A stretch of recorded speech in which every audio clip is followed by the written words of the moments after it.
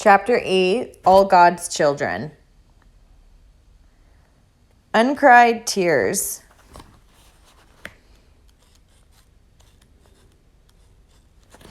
Imagine teardrops left uncried from pain trapped inside, waiting to escape through the windows of your eyes.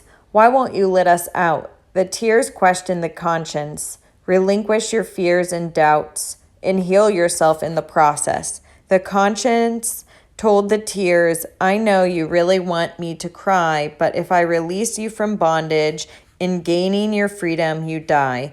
The tears gave it some thought before giving the conscience an answer. If crying brings you to triumph, then dying's not such a disaster. Ian Emanuel, Union Correctional Institution. Trina Garin was the youngest of 12 children living in the poorest section of Chester, Pennsylvania, just outside of Philadelphia. Chester had extraordinarily high rates of poverty, crime, and unemployment, and the worst-ranked public school system among Pennsylvania's 501 districts. Nearly 46% of the city's children were living below the federal poverty level. Trina's father, Walter Garnett, was a former boxer whose failed career had turned him into a violent, abusive alcoholic. Trina's mother, Edith Garnett, was sickly after bearing so many children, some of whom were conceived during rapes by her husband. He would regularly punch, kick, and verbally abuse her in front of the children. When she lost consciousness during the beatings, he would shove a stick down her throat to receive her for more abuse. Nothing was safe in the Garnett home.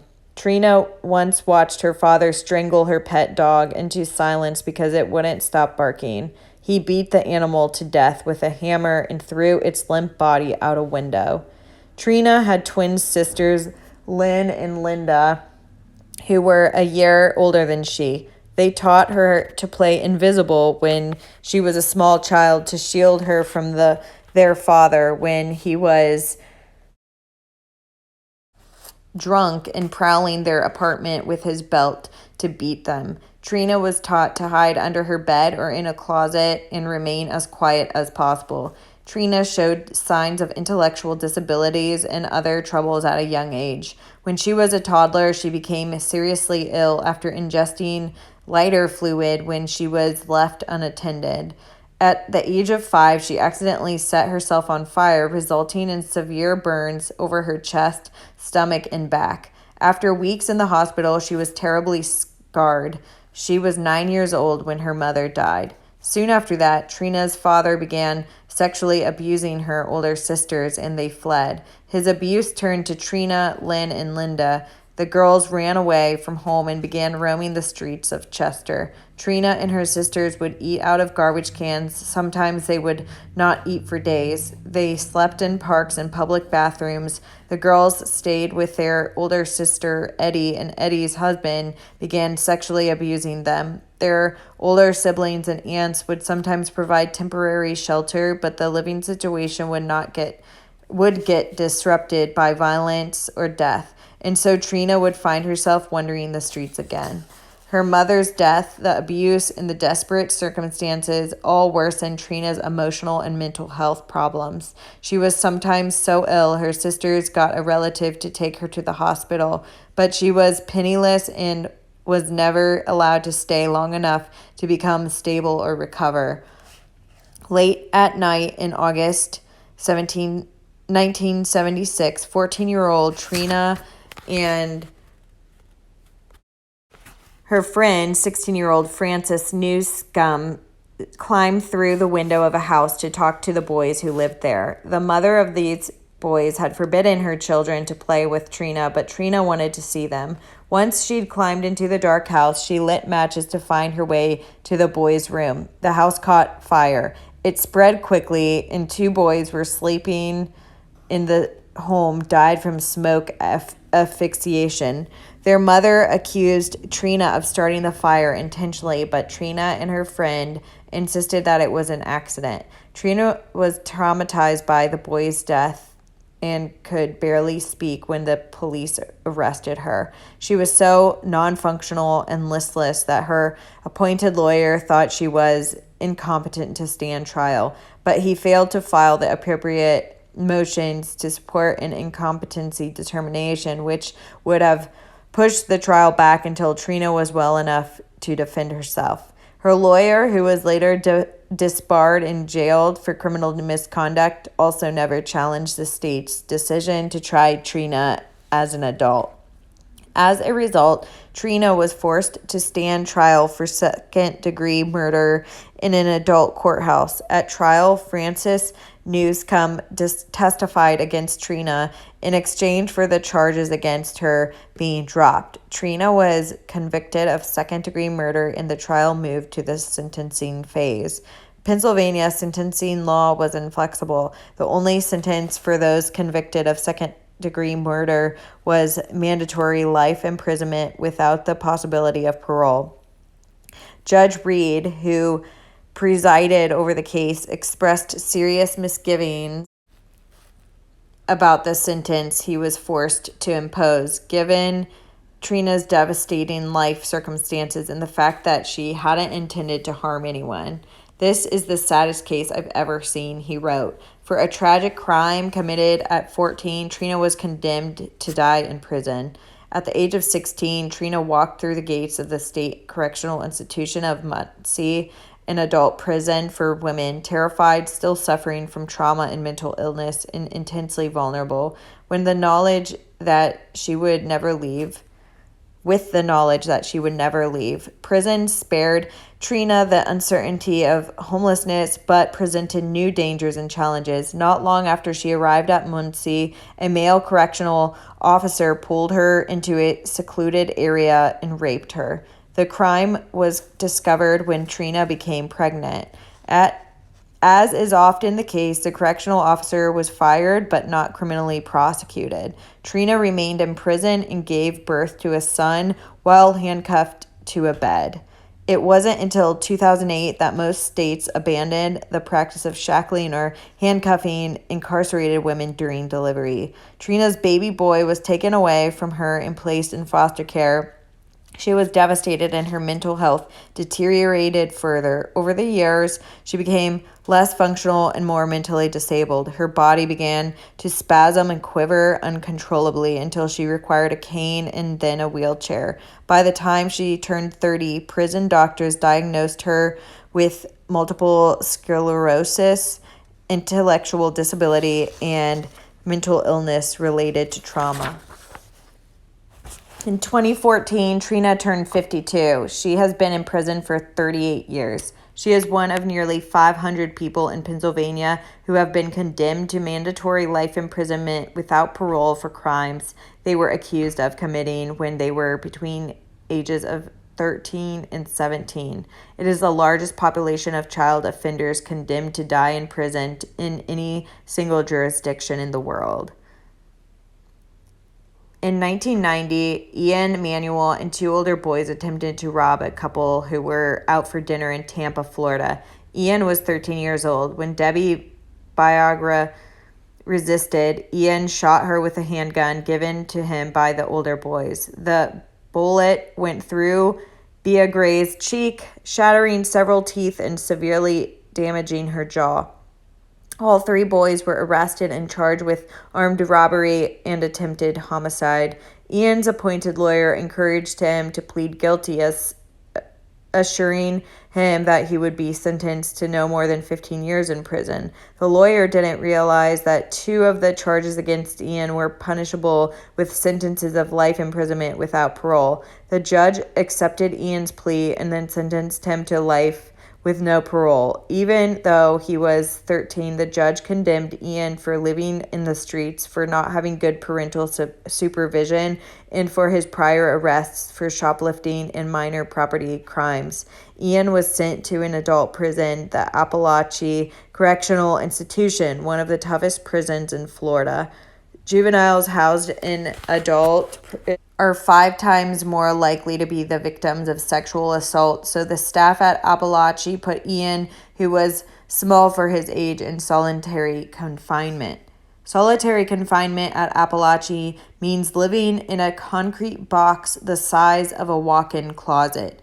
You get your meals through a slot, you do not see other inmates, and you never touch or get near another human being.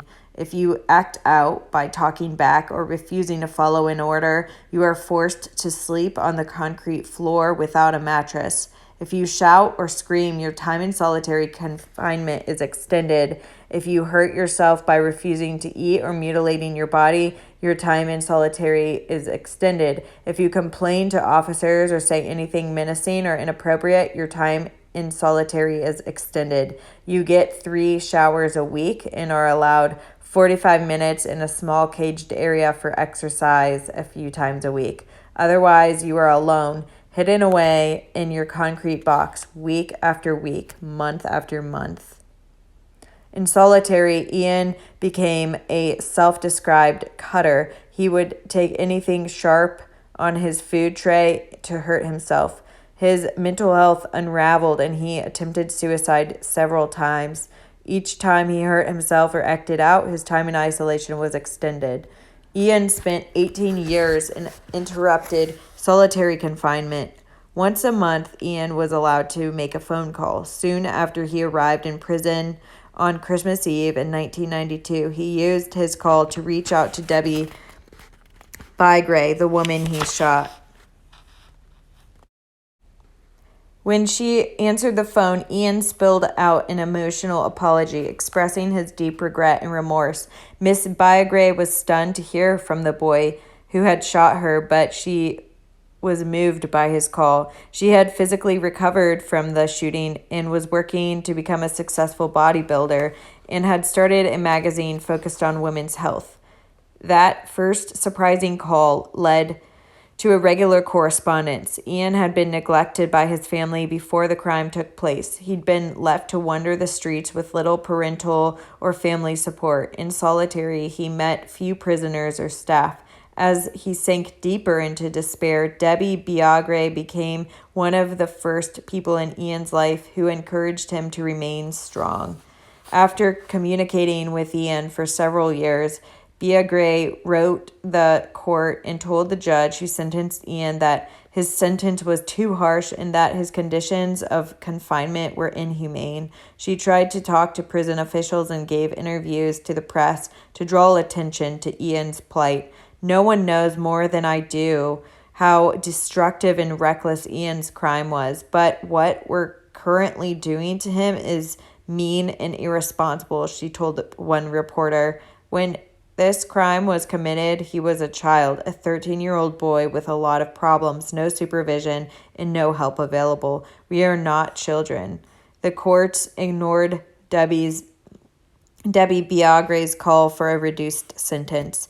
By 2010, Florida had sentenced more than 100 children to life imprisonment without parole for non-homicide offenses. All of the youngest condemned children, 13 or 14 years of age, were Black or Latino.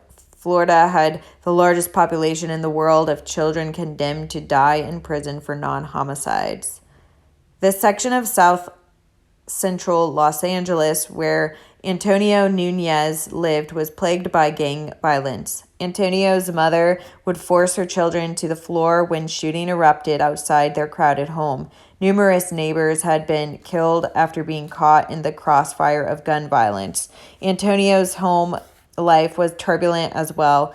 From the time Antonio was in diapers, he endured beatings by his father, who hit him with his hand, fist, belt, and extension cords, causing bruises and cuts. He also witnessed terrifying conflicts in which his parents would violently assault and threaten to kill each other. Once he even called the police. He began experiencing severe nightmares from which he awoke screaming. Antonio's depressed mother neglected him. When he cried, she just left him alone. The only activity she could recall ever attending for Antonio was his graduation from a drug abuse resistance education DARE program in elementary school. In September 1999, a month after he turned 13, Antonio Nunez was riding his bicycle near his home when a stranger shot him in his stomach, side, and arm. Antonio collapsed into the street. His 14-year-old brother, Jose, heard him screaming and ran to his aid. Jose was shot in the head and killed. Antonio suffered serious internal injuries that hospitalized him for weeks. His mother sent him to live with relatives in Las Vegas, where he tried to recover from the tragedy of his brother's death. Antonio was relieved to put the gangs and violence of South Central Los Angeles behind him. He was helpful at home and spent evenings doing his homework with help from his cousin's husband. But within a year, California probation authorities ordered him to return to Los Angeles. He was on probation for a prior minor offense. In poor urban neighborhoods across the United States, black and brown boys are routinely targeted by the police. Even though many of these kids have done nothing wrong, they are stopped, presumed guilty, and suspected of being dangerous or engaged in criminal activity. The random stops, questioning, and harassment dramatically increase the risk of arrest for petty crimes. Many of these children develop criminal records for behavior that wealthier children engage in without consequences. Forced back to South Central, Antonio struggled. A court later found that living just blocks from where he was shot and his brother was killed, Nunez suffered trauma symptoms, including flashbacks and an intensified need to protect himself from real or perceived threats. He got his hands on a gun for self-defense, but was quickly arrested for it and placed in a juvenile camp. His supervisors reported that he responded positively to the structured environment and guidance of staff members. After returning from the camp, 14-year-old Antonio was invited to a party where two men twice his age let him in on a strange plan. They were planning to fake a kidnapping to get money from a relative who would pay the ransom. They insisted that Antonio join them. The pretend victim sat in the back seat while the man named Juan Perez drove and Antonio sat in the passenger seat. Before they arrived at their destination to retrieve the money, they found themselves being followed and then chased by two Latino men in a gray van. At some point, Perez and the other man gave Antonio a gun and told him to shoot at the van, and a dangerous high-speed shootout unfolded. The men chasing them were undercover police officers, but Antonio didn't know that when he fired. When a marked police car joined the pursuit, Antonio dropped the gun just before the car crashed into some trees. No one was injured, but Antonio and Perez were charged with aggravated kidnapping and attempted murder of the police officers. Antonio and his 27-year-old confidant were tried together in a joint trial. Both were found guilty. The Orange County judge sentenced Antonio to imprisonment until death, asserting that he was a dangerous gang member who could never change or be rehabilitated, despite his difficult background and the absence of any significant criminal history. The judge sent him to California's dangerous, overcrowded adult prison. At 14, Antonio became the youngest person in the United States condemned to die in prison for crime in which no one was physically injured. Most adults convicted of the kinds of crimes with which Trina, Ian, and Antonio were charged are not sentenced to life imprisonment without parole. So why were these teenagers? Juvenile justice systems vary across the United States, but most states would have kept Trina, Ian, or Antonio in juvenile custody until they turned 18 or 21. At most, they might have stayed in custody until age 25 or older if their institutional history or juvenile detention record suggested that they were still a threat to public safety. In an earlier era, if you were 13 or 14 when you committed a crime, you would find yourself in the adult system with a lengthy sentence only if the crime was unusually high profile or committed by a black child against a white person in the South. For instance, the infamous Scottsboro Boys case in the 1930s, two of the defendants, Wright and Eugene Williams, were just 13 years old when they were wrongfully convicted of rape and sentenced to death in Alabama. By the late 1980s and early 1990s, the politics of fear and anger sweeping the country and fueling mass incarceration was turning its attention to children. Influential criminologists predicted a new generation of super predators, sometimes expressly focusing on black and brown children. Theorists suggested that America would soon be overcome by elementary school youngsters who pack guns instead of lunches and who have absolutely no respect for human life. Across the country, nearly every state created laws to allow children to be prosecuted as adults, thinking that the juvenile justice system wouldn't be harsh enough. Many states lowered or eliminated the minimum age for trying children as adults, leaving children as young as 8 vulnerable to adult prosecution and imprisonment. Tens of thousands of kids who had previously been managed by the juvenile justice system with its well-developed prosecutions and requirements for children were now thrown into an increasingly overcrowded, violent, and desperate adult prison system. The predictions of super predators proved wildly inaccurate. The juvenile population in America increased from 1994 to 2000, but the juvenile crime rate declined, leading even the academics who had originally supported the super predator theory to disclaim it. Of course, the admission came too late for kids like Trina, Ian, and Antonio. When I agreed to represent Trina, Ian, and Antonio years later, they had each been broken by years of hopelessness. Hidden away in adult prisons, they felt unknown and forgotten. With little family support or outside help, they each struggled to survive in dangerous, terrifying environments. There were thousands of children like them scattered throughout prisons in the United States. Children who had been sentenced to life imprisonment without parole or other extreme cases. Soon it became immediately clear that their extreme unjust sentences were just one of the problems that had to be overcome. They were all damaged and traumatized by our system of justice. Trina's mental and physical health made life in prison extremely challenging. She was grateful for our help and showed remarkable improvement when we told her that we were going to fight to get her sentence reduced, but she had many other needs. She talked constantly about wanting to see her son. She wanted to know that she was not alone in the world, that we tracked down her sisters and arranged a visit where Trina would see her son, and it seemed to strengthen her in ways I wouldn't have thought possible. I flew to California to meet Antonio at a maximum security prison dominated by aggressive guards, gangs, and frequent violence. It was an environment that corrupted healthy human development in every way. Reading had always been challenging for Antonio, but he was so determined to learn that he would read a passage over and over, looking up unfamiliar words in the dictionary we sent him.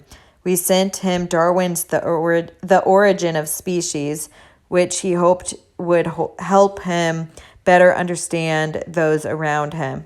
It turns out that Ian was very, very bright. Although being smart and sensitive made his extended time in solitary confinement especially destructive, he had managed to educate himself, read hundreds of books, and write poetry and short stories that reflected an impressive intellect. He sent me dozens of thoughtful letters and poems. We decided to publish a report to draw attention to the plight of children in the United States who had been sentenced to die in prison. I wanted to photograph some of our clients in order to give the life without parole sentences imposed on children a human face. Florida was one of the few states that would allow photographers inside a prison, so we asked prison officials if Ian could be permitted out of his solitary, no-touch existence for an hour so that the photographer we hired could take the pictures. To my delight, they agreed. As soon as the visit with the photographer was over, Ian immediately wrote me a letter. Dear Mr. Stevenson, I hope This letter reaches you in good health, and everything is going well for you. The focal point of this letter is to thank you for the photo session with the photographer and obtain information from you how I can obtain a good amount of photos. As you know, I've been in solitary confinement approximately 14.5 years. It's like the system has buried me alive and I'm dead to the outside world. Those photos mean so very much to me right now. All I have is $1.75 in my inmate account right now. If I send you $1 of that, how many of the photos will that purchase me? In my elation at the photo shoot today, I forgot to mention that today, June 19th, was my deceased mom's birthday. I know it's not a big significance, but reflecting on it afterward, it seemed symbolic and special that the photo shoot took place on my mother's birthday. I don't know how to make you feel the emotion and importance of those photos, but to be real, I want to show the world that I'm alive. I want to look at those photos and feel alive. It would really help with my pain. I felt joyful today during the photo shoot. I wanted it to never end. Every time you all visit and leave, I feel saddened, but I capture and cherish those moments in time, replaying them in my mind's eye, feeling grateful for human interaction and contact. But today, just the simple handshake we shared was a welcome addition to my sensory deprived life. Please tell me how many photos I can get. I want those photos of myself almost as bad as I want my freedom. Thank you for making a lot of the positive occurrences that are happening in my life possible. I don't know exactly how the law led you to me, but I thank God it did. I appreciate everything you and EGI are doing for me. Please send some photos, okay?